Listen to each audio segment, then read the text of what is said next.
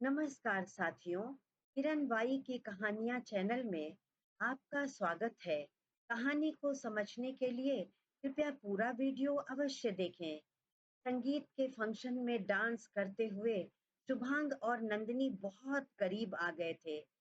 इतने करीब कि प्यार का पहला एहसास होठों पर महसूस करते ही नंदिनी सिहर उठी थी और शुभांग का हाल भी उससे कुछ अलग नहीं था। इस समय स्टेज पर और उसके पीछे की लाइट पूरी तरह से बंद हो गई थी। नंदिनी स्टेज के पीछे जाने लगी। उसे डर था सबके देख लेने का। शुभांग उसे अपनी बाहों के सहारे लेकर स्टेज के पीछे चला आया। एक दूसरे के लिए दिल में बेइंतहा मोहब्बत हो तो इजहार भी हो ही जाता है, लेकिन एक दूसरे के प्यार में डूबे शुभांग और नंदिनी ये नहीं समझ पाए कि वो खुद ब खुद किसी की साजिश का शिकार हो गए थे। नंदिनी किडनैप हो चुकी थी। नंदिनी को गाड़ी में डालते ही एक लड़के ने उसके साथ पिछली सीट पर बैठकर उसकी कमर से रिवॉल्वर सटाते हुए कहा, ज्यादा होशियारी दिखाने की कोशिश मत करना, वरना तुम्हारी सांसें बंद करने में मुझे 1 मिनट भी नहीं लगेगा। नंदिनी तुरंत उसका रिवॉल्वर पकड़कर छीनने की कोशिश करते हुए बोली, लड़की हूं इसलिए कमजोर समझने की गलती मत करना। मरने से नहीं डरती। हाँ, मरने से पहले तुम्हें भी जिंदा नहीं छोड़ूंगी। कहकर नंदिनी ने उसके चेहरे पर अपने नाखून गड़ा दिए। लड़का दर्द से कराह उठा, लेकिन तुरंत नंदिनी की गर्दन दबोच कर बोला, तुम्हें इतनी सिक्योरिटी के बीच उड़ा कर लाए हैं तो सोच लो अभी भी हॉल में मेरे कितने आदमी मौजूद होंगे। फिर कार में सामने लगे कैमरे की ओर देखकर बोला, तेरी एक एक हरकत पर हमारे बॉस की नजर है। जिसके साथ चिपक कर तू डांस कर रही थी ना, तेरा आशिक है वो। तेरी एक गलत हरकत तेरे आशिक की जान ले लेगी। नंदिनी ने कहा, कौन हो तुम लोग? मैं तो तुम्हें जानती भी नहीं, फिर मुझे क्यों ले जा रहे हो? लड़के ने कहा, बेचैन क्यों होती हो मेरी जान? तुम्हें तुम्हारे सच्चे आशिक के पास ही ले जा रहे हैं। नंदिनी के दिमाग में बार बार राजवीर का ख्याल आ रहा था, लेकिन इन दोनों लड़कों में से कोई भी राजवीर नहीं था। शुभांग का नाम सुनते ही नंदिनी घबराकर चुपचाप बैठ गई। होटल की सिक्योरिटी को फोन करने के बाद शुभांग गेट की ओर भागा। उधर गेट पर गाड़ियों का तांता लग गया था, क्योंकि चेकिंग के बिना किसी को भी गेट से बाहर जाने नहीं दे रहे थे। गार्ड ने बताया, 5 मिनट पहले बस एक ही गाड़ी यहाँ से बाहर निकली है। शुभांग का दिमाग अब बहुत तेज दौड़ रहा था। उसे हर हाल में नंदिनी को बचाना था। वो दौड़कर गार्ड रूम में पहुंचा और सीसीटीवी फुटेज रिवाइंड करके देखने लगा, और आखिर में निकलने वाली गाड़ी का वीडियो देखकर वो शॉक्ड रह गया। एक काले रंग की एसयूवी जिसे एक लड़का ड्राइव कर रहा था, और पिछली सीट पर नंदिनी एक लड़के के साथ बड़े आराम से बैठी थी। उसके चेहरे पर कोई भाव नहीं था, लेकिन उसकी आंखों में डर शुभांग ने महसूस कर लिया था। अपने माथे पर हाथ लगाते हुए शुभांग ने कहा, गहरी साजिश है ये। नंदिनी को डराकर ऐसे बिठाया गया है कि देखने वाले को ये लगे कि वो अपनी मर्जी से जा रही है। गार्ड ने कहा, सर ये होटल शहर के बाहर है, इसलिए इतनी जल्दी कहीं छुपना उन लोगों के लिए मुश्किल है। वो लोग यहाँ से ऊपर पहाड़ी की ओर गए हैं। रास्ता खराब है, इसीलिए ज्यादा दूर नहीं जा पाए होंगे। शुभांग की एक गाड़ी हमेशा गेट पर मौजूद रहती थी। गार्ड को हिदायत देकर कि अभी ये बात किसी और को ना बताए, एक पल गंवाए बिना शुभांग ने गाड़ी स्टार्ट कर दी। ड्राइवर भी पीछे बैठ गया था। पहाड़ी के कच्चे पक्के रास्ते पर शुभांग की गाड़ी तेज दौड़ने लगी थी। उसने दीपेन को फोन करके कहा कि इस रास्ते पर पुलिस के साथ तुरंत पहुंचो। कुछ सोचकर शुभांग ने शिशिर को भी फोन लगा दिया। शिशिर ने फोन उठाते ही कहा, भाई मैं कब से आपका नंबर ट्राई कर रहा हूँ, जो पूरे समय बिजी बता रहा है। शुभांग ने कहा, बेटे चुप होकर मेरी बात सुनो। नंदिनी को किसी ने किडनैप कर लिया है। मैं वहीं जा रहा हूँ। शिशिर घबरा कर बोला, मैं भी आता हूँ भाई। होटल की इतनी टाइट सिक्योरिटी में कौन हिम्मत कर सकता है? जरूर ये राजवीर ही होगा। वो इतनी आसानी से नंदिनी का पीछा छोड़ने वाला नहीं है। शुभांग ने कहा, ये तो नहीं मालूम, लेकिन तुम अभी होटल में ही रुको। इंस्पेक्टर साहब से कहकर वहां की सिक्योरिटी और बढ़ा दो। पर ध्यान रहे, इस घटना के बारे में अभी किसी को कुछ नहीं बताना, वरना खामखा सब परेशान हो जाएंगे। मैं जल्दी ही नंदिनी को लेकर वापस आऊंगा। कहकर शुभांग ने फोन काट दिया। उधर नंदिनी को किडनैप करके ले जा रही गाड़ी पहाड़ की ओर खराब रास्ता होने के कारण धीरे धीरे चली जा रही थी। नंदिनी की आंसू रुकने का नाम नहीं ले रहे थे। उसे तो अभी भी अपनी पलकों पर, गालों पर और होठों पर शुभांग के स्पर्श का एहसास महसूस हो रहा था। उसने अपने दिल में पूरी शिद्दत से शुभांग को पुकारा, कहाँ हैं शुभांग जी आप? जल्दी आ जाइए। कोई मुझे हाथ लगाए, उससे पहले मैं अपनी जान दे दूंगी। लेकिन अभी तो मैं जीना चाहती हूँ आपके साथ। आपके प्यार को महसूस करना चाहती हूँ। उधर गाड़ी चलाते हुए अचानक शुभांग को महसूस हुआ, किसी ने बहुत करीब से उसका नाम लेकर पुकारा है। उसके मुंह से निकल पड़ा, नंदिनी। थोड़ी देर पहले ही तो नंदिनी उसके सीने से लिपटी खड़ी थी। नंदिनी की खुशबू अभी भी उसकी बाहों में मौजूद थी।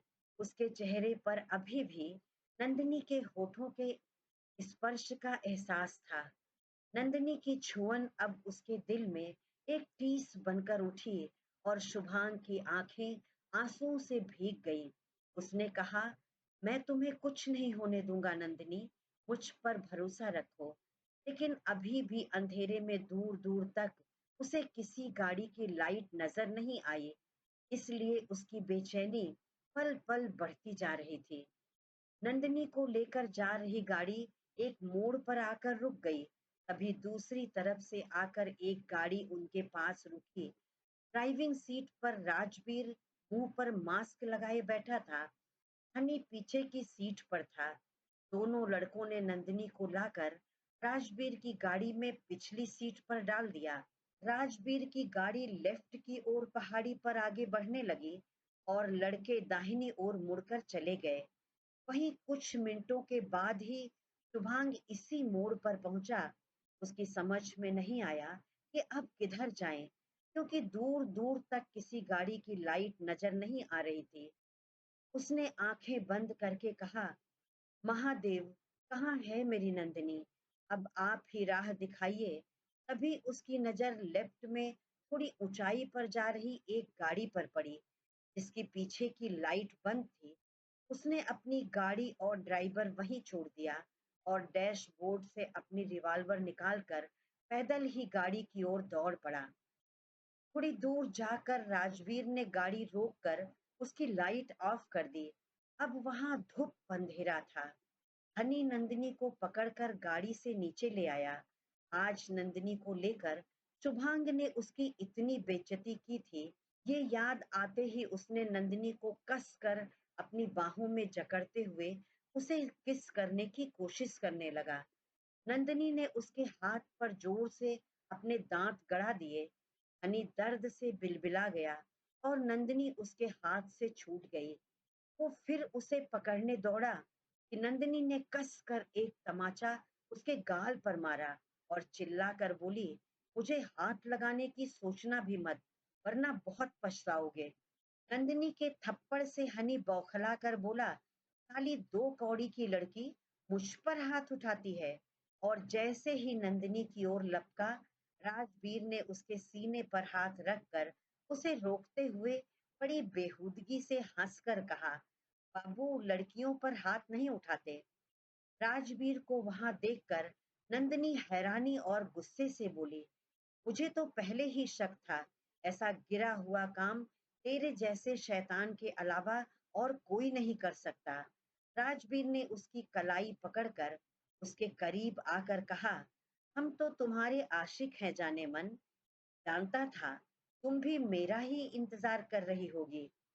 नंदिनी ने कस कर उसकी कलाई पर काटा और छिटक कर दूर खड़ी होकर बोली, मैं अपनी जान दे दूंगी, लेकिन किसी को छूने नहीं दूंगी। राजवीर के चेहरे पर शैतानी हंसी आ गई थी। वो बोला, कितना समझने लगी हो तुम मुझे जान। मैंने ही जानबूझकर ऑडिटोरियम की लाइट बंद करवाई थी, जिसमें तुम्हें स्टेज से ही उठा लें। मेरे आदमी ऑडिटोरियम में मौजूद थे। फिर नंदिनी का बाल पीछे से पकड़कर बोला, मुझसे बात करने में भी तुझे इतनी परेशानी होती है, और उस लड़के के साथ स्टेज पर कैसे चिपक रही थी।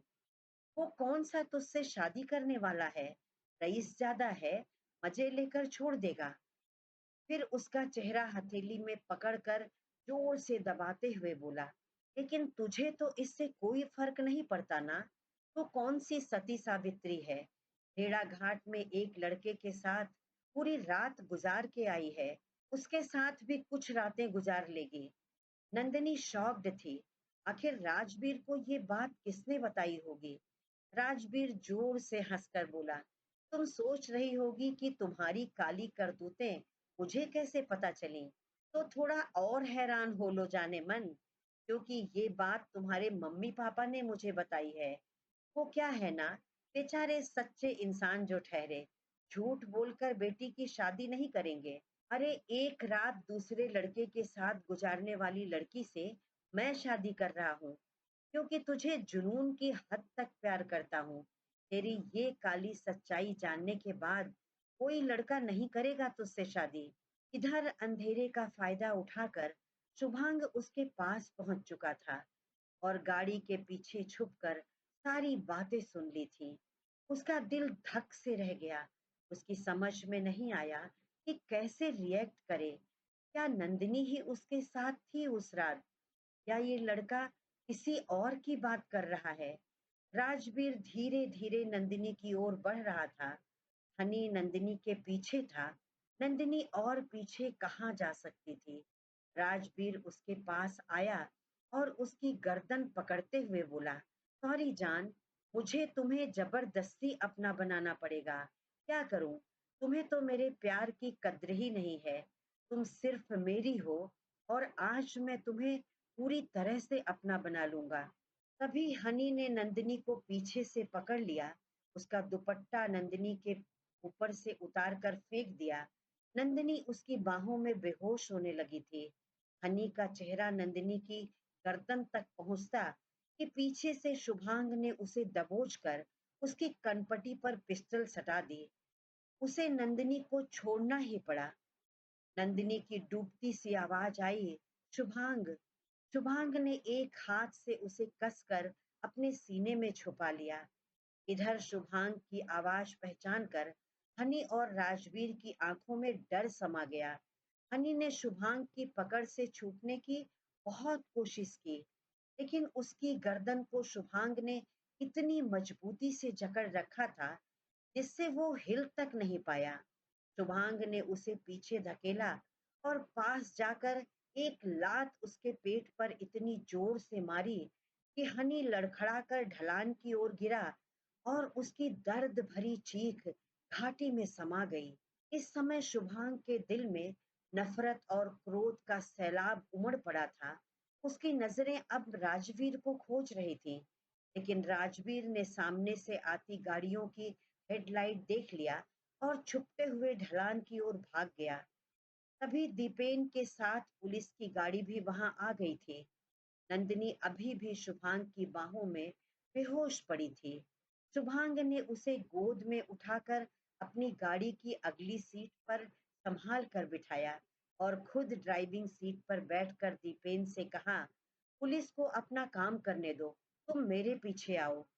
दीपेन ने झुककर गाड़ी में झांकते हुए कहा, सर नंदिनी जी बेहोश हैं, पानी से उनका चेहरा भिगो देंगे तो होश में आ जाएंगे।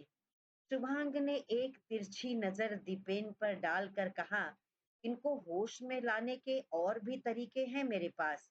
तुम ज्यादा दिमाग मत लगाओ और जाकर अपनी गाड़ी में बैठो, वरना वरना मेरी नौकरी रिस्क में आ जाएगी। अब शुभांग के चेहरे पर भी हल्की सी मुस्कान आ गई थी, क्योंकि उसकी नंदिनी उसके पास बिल्कुल सुरक्षित थी। दीपेन के जाते ही शुभांग ने नंदिनी को अपनी बाहों में भर लिया। फिर उसके माथे पर चूम कर बोला, उठो नंदिनी, मैं आ गया हूँ तुम्हारे पास। नंदिनी शुभांग का स्पर्श महसूस करते ही हल्के से कसमसाई और धीरे धीरे पलकें झपकाने लगी। शुभांग ने महसूस किया नंदिनी जैसे जैसे होश में आ रही थी, डर से कांपने लगी थी। नंदिनी का दर्द उसका दिल चीर के रख दे रहा था, लेकिन वो अब नंदिनी को और दर्द में रहने देना नहीं चाहता था। उसे रिलैक्स करने के लिए उसके गालों को चूमते हुए उसके कान में आहिस्ता से कहा, किसी ने मुझसे कहा कि तुम्हारे चेहरे को गीला कर दूं, तो जल्दी होश में आ जाओगी। क्या इरादा है? अब तुम होश में आती हो या फिर मैं शुरू करूं अपना काम? नंदिनी को शुभांग की आवाज बहुत धीमी सुनाई पड़ रही थी, क्योंकि घबराहट और बेहोशी से वो बहुत कमजोरी महसूस कर रही थी। फिर भी उसे अपने बिल्कुल करीब शुभांग की बाहों का, उसकी धड़कनों का और उसकी सांसों का एहसास था।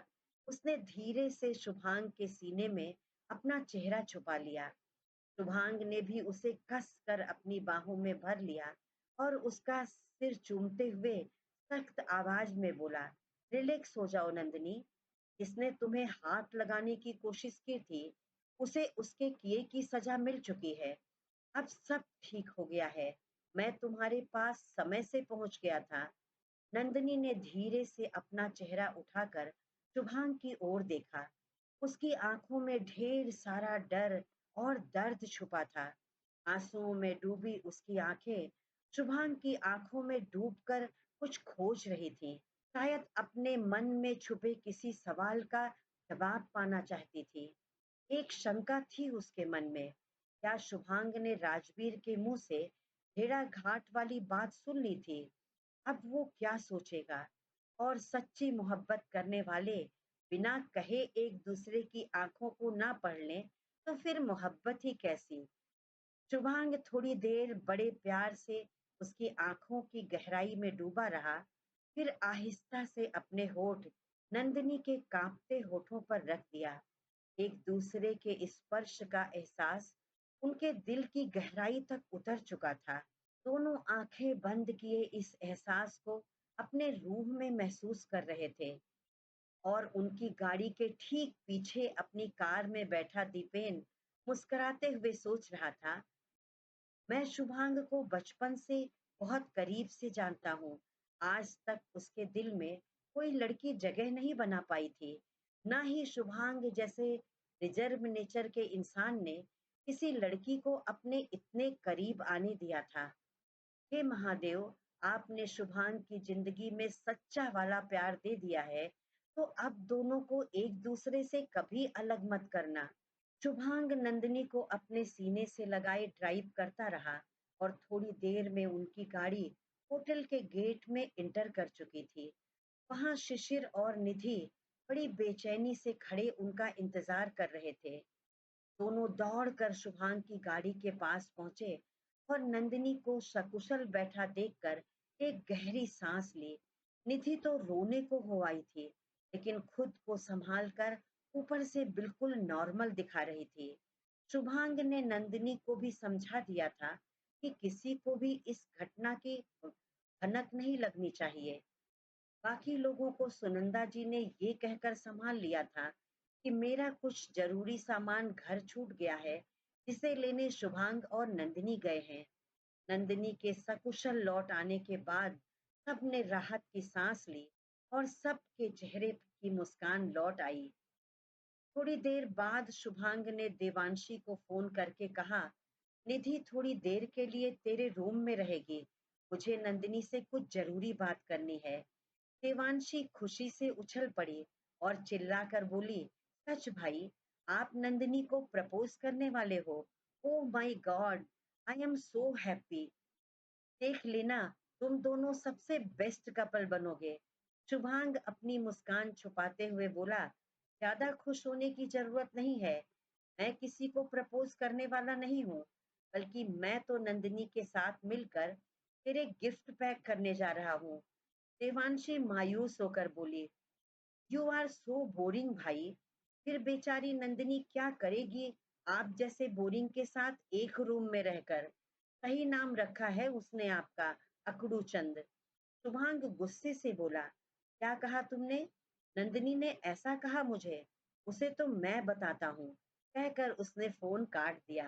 देवांशी ने हाथ जोड़कर कहा, महादेव गलती हो गई मुझसे, फ्लो फ्लो में मेरे मुंह से निकल गया। अब बेचारी मासूम सी मेरी नंदिनी को उस अकड़ू चंद के गुस्से से बचा लेना। इधर शुभांग नंदिनी को फ्रेश होने के लिए कहकर अपने रूम में चला गया था, लेकिन फ्रेश होना तो दूर, नंदिनी अभी तक उस सदमे से निकल नहीं पाई थी। रूम में आते ही वो निधि को पकड़कर जोर जोर से रोने लगी। अब तक किसी तरह खुद को संभाले निधि भी अपनी सहेली से लिपट कर रो पड़ी। दोनों का दिल कुछ हल्का हुआ तो निधि ने पूछा, कौन था वो नंदिनी? नंदिनी ने कहा, राजवीर। आज उसके साथ एक लड़का और था। वहां बहुत अंधेरा था। मैं उसकी शक्ल तो नहीं देख पाई, लेकिन ऐसा लगता है कि मैं उसकी आवाज पहचानती हूँ। राजवीर का नाम सुनते ही निधि बुरी तरह से घबरा गई और नंदिनी का हाथ पकड़कर बोली, ये भेड़िया तो तेरे पीछे ही पड़ गया है, हर जगह तेरे पीछे पहुंच जाता है। और आज तो उसने इतनी बड़ी साजिश रच डाली। कैसे बचेगी तू इससे नंदिनी? तभी सुनंदा जी एक वेटर के साथ खाना लेकर नंदिनी के रूम में आ गईं। नंदिनी पहले तो शर्मिंदगी से उनकी ओर आंख उठाकर देख नहीं पा रही थी, लेकिन जब सुनंदा जी ने कहा, तुम्हें शर्मिंदा होने की जरूरत नहीं है बेटा, शर्मिंदा तो उन दरिंदों को होना चाहिए जो ऐसे घिनौने काम को अंजाम देते हैं। कहकर सुनंदा जी ने अपनी बाहें फैला दी और नंदिनी दौड़कर उनके गले से लग गई। आज नंदिनी को सबसे ज्यादा जरूरत थी माँ की गोद की, क्योंकि जो कुछ भी थोड़ी देर पहले उसके साथ हुआ था या होते होते बचा था, उन दरिंदों के घिनौने हाथों की छुअन वो कैसे भूल सकती थी? वो भयानक मंजर उसके वजूद को हिला गया था। सुनंदा जी, निधि और शुभांग सब नंदिनी के दिल का हाल अच्छी तरह समझ रहे थे, लेकिन किसी तरह नंदिनी को उस सदमे से बाहर निकालने की कोशिश में लगे थे। सुनंदा जी ने नंदिनी को समझा बुझाकर फ्रेश होकर आने को कहा और फिर अपने हाथों से उसे खाना खिलाया। सुनंदा जी बेड पर एक किनारे बैठी नंदिनी का सिर अपनी गोद में लेकर धीरे धीरे सहलाने लगी। नंदिनी को नींद आ गई तो उसे धीरे से तकिए पर लिटाकर निधि को इशारे से समझाया कि जब तक शुभांग ना आ जाए वो यही नंदिनी के पास रहे। उधर शुभांग अपने रूम में पहुंचते ही निढाल होकर बेड पर गिर गया। उसका दिमाग पूरी तरह से सुन्न हो गया था। अब तक नंदिनी के सामने किसी तरह खुद को संभाल रखा था, लेकिन अब तो जैसे कुछ पल के लिए उसने अपना होश ही खो दिया। संगीत प्रोग्राम में डांस करने से लेकर उसके बाद तक की एक एक घटना उसकी आंखों के सामने चलचित्र की तरह गुजर रही थी और हर गुजरते लम्हे के साथ उसकी आंखों से आंसुओं की कुछ बूंदें निकलकर तकिए में जज्ब होने लगी थी। उसका दिमाग उलझ गया था। तो क्या उस रात भेड़ाघाट में नंदिनी थी उसके साथ? शायद तभी पहली बार जब ज्योत्सना जी के घर में बारिश में भीगी नंदिनी को गोद में उठाया तो उसे ऐसा लगा था कि वो उसके साथ ऐसे पहले भी कर चुका है। मैं कितना परेशान था इस बात को लेकर कि शायद मुझसे किसी लड़की के साथ बहुत बड़ी नाइंसाफी हो गई है। मैं अनजाने ही एक गिल्ट में जी रहा था। अगर वो नंदिनी ही थी तो महादेव आपने मुझे बचा लिया। फिर शुभांग का ध्यान उस लड़के की ओर गया जिसे उसने ढलान की ओर धक्का दिया था। वो कैसे भूल सकता था हनी की आवाज को? बचपन से लेकर सुनता आया था। भले अंधेरा था, शुभांग उसकी शक्ल नहीं देख पाया, लेकिन उसकी आवाज वो बखूबी पहचान गया। आखिर हनी की नंदिनी से क्या दुश्मनी हो सकती है? नंदिनी ने कहा कि दूसरा लड़का राजवीर था, तो क्या कनेक्शन है हनी का राजवीर से? तो क्या इसी साजिश को अंजाम देने के लिए हनी सऊदिया से इंडिया चला आया? उसका दिमाग इतना उलझ गया कि उसके सिर में तेज दर्द होने लगा। तब तक सुनंदा जी शुभांग के कमरे में आ गईं। शुभांग को लेटे देखकर वो परेशान हो गईं। उसके पास बैठते हुए बोली, अब क्यों परेशान होते हो बेटा? जब महादेव ने सब ठीक कर दिया, मुझे तो पहले ही विश्वास था। महादेव तुम दोनों के साथ कभी कुछ भी बुरा नहीं होने देंगे। शुभांग उनकी गोद में सिर रखकर उनके चेहरे की ओर देखने लगा, तो सुनंदा जी समझ गईं उनका बेटा अपनी माँ से मन की बात कहना चाहता है। सुनंदा जी बड़े प्यार से उसके माथे को चूम कर बोली, तुझे याद है शुभ, एक दिन तुमने कहा था कि नंदिनी को लेकर कुछ बताने लायक हुआ तो सबसे पहले मुझे ये बताओगे। शुभांग अपनी माँ के पूछने का तरीका देखकर मुस्कुरा कर बोला, आप बहुत इंटेलिजेंट हो मॉम, अपनी बात को किसी ना किसी तरह पूरी करवा ही लेते हो। सुनंदा की झूठी नाराजगी से बोली, मुझे बातों में बहलाने की कोशिश मत कर और साफ साफ बता, तू नंदिनी से प्यार करता है ना? शुभांग ने कहा, हाँ माँ, बहुत प्यार करता हूँ नंदिनी से। मेरे साथ ऐसा कब हो गया, मुझे पता ही नहीं चला। मैं तो बहुत चिढ़ता था उससे, फिर अचानक इतना प्यार हो गया कि अब उसके बिना जी नहीं सकता। सुनंदा जी ने कहा, तो अभी भी समय है बेटा, तू मोनिका से शादी के लिए इनकार कर दे और नंदिनी से शादी कर ले। जो नहीं मानता वो ना माने, मुझे किसी की परवाह नहीं है, बस अपने बेटे की खुशियां चाहिए। मैं जानती हूँ कि तुझे बस नंदिनी ही समझ सकती है। हालात ने मेरे बेटे को पत्थर दिल बना दिया था, लेकिन नंदिनी के आते ही फिर से तू पहले जैसा हो गया बेटा। अब खुश होने पर तू मुस्कुराता है और दुखी होने पर तेरी आंखों से आंसू बहते हैं। अब मैं दोबारा अपने बेटे को कठोर दिल इंसान बनते नहीं देख सकती। शुभांग ने कहा, नहीं माँ, अभी मोनिका से शादी को मना नहीं कर सकता।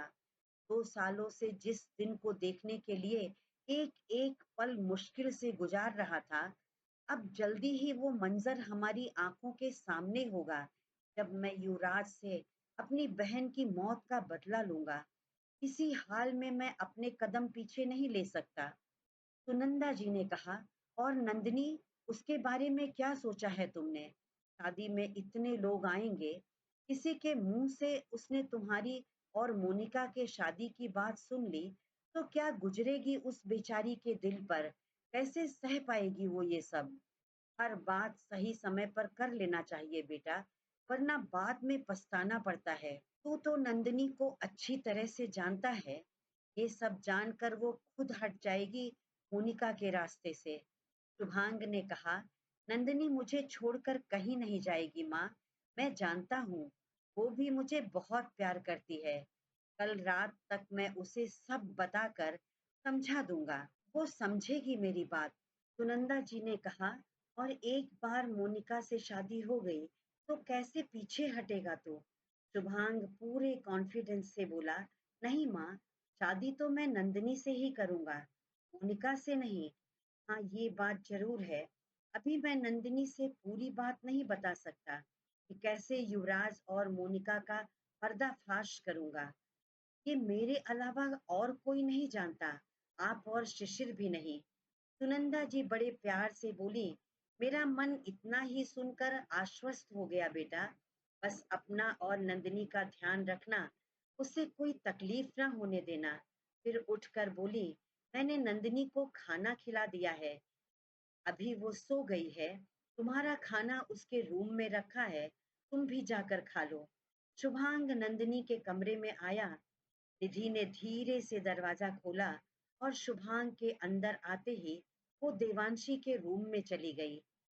शुभांग नंदिनी के पास बेड पर आकर बैठ गया। वो गहरी नींद में सो रही थी।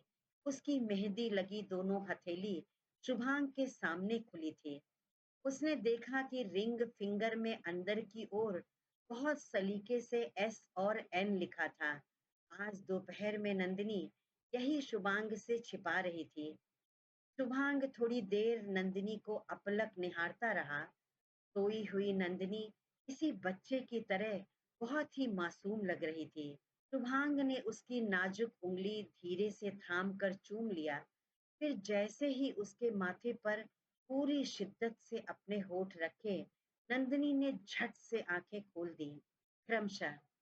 साथियों, मेरी कहानी आपको कैसी लगी? अच्छी लगी हो तो कृपया लाइक कर दें और कमेंट में लिखकर जरूर बताएं। ऐसे ही और मनोरंजक कहानियां देखने के लिए मेरे चैनल को सब्सक्राइब करके बेल आइकन दबाना ना भूलें। धन्यवाद।